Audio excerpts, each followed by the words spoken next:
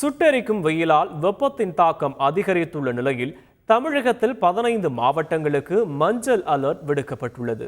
அது குறித்து விரிவாக பார்க்கலாம் இந்த செய்தி தொகுப்பில். இந்தியா முழுவதும் வெப்பத்தின் தாக்கம் நாளுக்கு நாள் அதிகரித்து வருவதால் மிகுந்த அசௌகரியமான சூழலையே பொதுமக்கள் எதிர்கொண்டு வருகின்றனர்.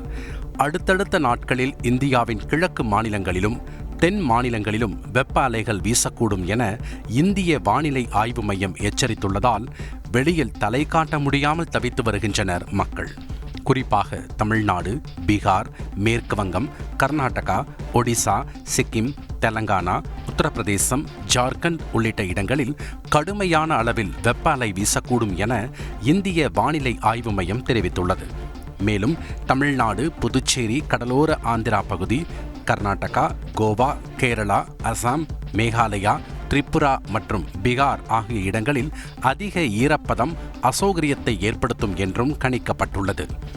இந்தியா முழுவதும் சூரியன் உக்கிரமான முகத்தை காட்டி வரும் நிலையில் தமிழகத்தில் உள் மாவட்டங்களை புரட்டி எடுக்கிறது வெயிலின் தாக்கம்.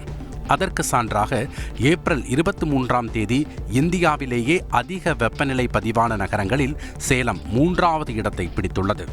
இந்த பட்டியலில் முதலிடத்தில் உள்ள ஆந்திராவின் அனந்தபூரில் 110 டிகிரி ஃபாரன்ஹீட் வெப்பமும், 2ஆம் இடத்தில் உள்ள ஒடிசாவின் பரலக்கி மந்தியில் 109 டிகிரி ஃபாரன்ஹீட் வெப்பமும் பதிவாகியுள்ள நிலையில் சேலத்தில் 108 டிகிரி ஃபாரன்ஹீட் வெப்பம் பதிவாகியுள்ளது.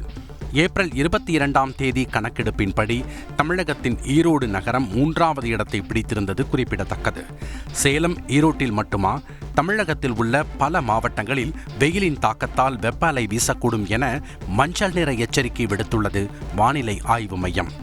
வெயிலின் தாக்கம் அதிகமாக இருப்பதால் மக்கள் தேவையின்றி வெளியில் செல்வதை தவிர்க்க வேண்டும் என்றும், நீர்ச்சத்து மிகுந்த உணவுகளை உட்கொண்டு தங்களை தற்காத்துக் கொள்ள வேண்டும் எனவும் மருத்துவர்கள் ஆலோசனை வழங்கி வருகின்றனர். செய்திகளை உடனுக்குடன் தெரிந்து கொள்ள உடனே சப்ஸ்கிரைப் பண்ணுங்க.